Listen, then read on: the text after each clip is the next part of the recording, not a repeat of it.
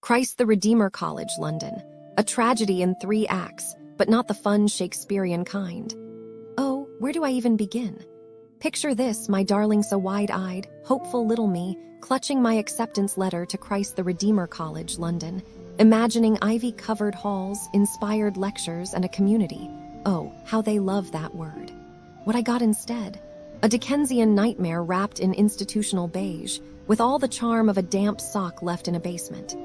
Act I, the great bait and switch, or how to sell a dream and deliver a dumpster fire, the open day. Oh, the open day. They showed us these pristine classrooms, sunlight streaming through windows, students deep in intellectual discussion. Cue the slow-motion montage of learning and joy. But darling, reality hit like a lukewarm latte spilled on white linen.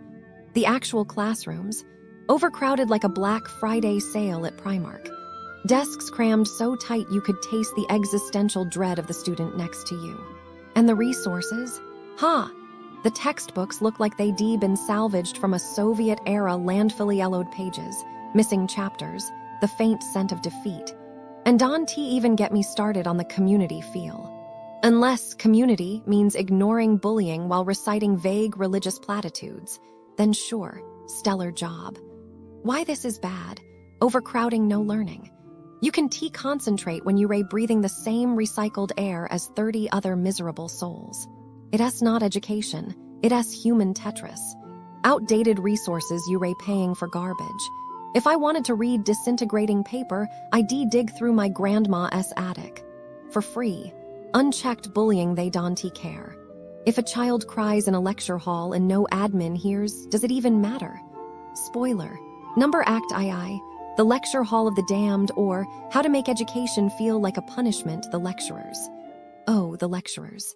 If enthusiasm were a currency, these people would be bankrupt. They shuffled in like ghosts of professors past, mumbling slides they clearly hadn't read until 5 minutes ago. One of them spent 20 minutes trying to connect to the Wi-Fi. 20 minutes. IV had dental appointments more engaging than this. And the timetables, a kaleidoscope of chaos. Classes canceled with no notice, rooms double booked, grades lost in the ether. The administration moved with the speed and competence of a sedated sloth. Every email was a black hole sent, but never seen again. Why this is bad? Unprepared lecturers wasted money. If I am paying thousands, I expect expertise, not someone who looks like they'd rather be anywhere else. Admin chaos you on your own. Lost grades, misprinted schedules. Figure it out, sweetie. It's like they want you to fail. Poor communication, gaslighting. Did you check your spam folder? Maybe hire an IT person instead of blaming me for your incompetence. Act III. The dormitory of despair, or how to make a prison look luxurious, the accommodation. Oh, my precious angels, where do I start? Imagine the dankest hostel from 1973, sprinkle in some mystery mold, and you've got the Redeemer experience. The walls wept condensation, the carpet smelled like regret, and the heating. A myth. I wore 3 layers to bed and still woke up shivering. And the location. Deep in the uncharted outskirts of London, where the streetlights flicker like they were judging your life choices. Walking back at night, a thriller movie waiting to happen. Why this is bad, damp, cold rooms, health hazard. The reality of businesses near Christ the Redeemer College, London. Businesses near Christ the Redeemer College, London, are disappointing. Not just a little, deeply, profoundly disappointing.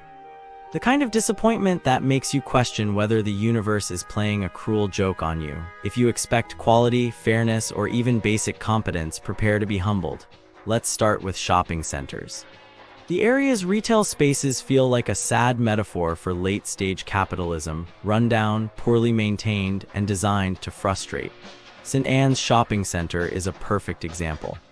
The place smells like old fast food, as if the scent of regret has been baked into the walls.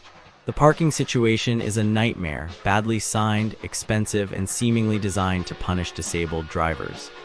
One visitor waited in vain for a bench to sit on, only to realize the center had removed them all. Another found the lifts broken for 6 months, leaving parents with strollers and people with mobility issues stranded. The toilets?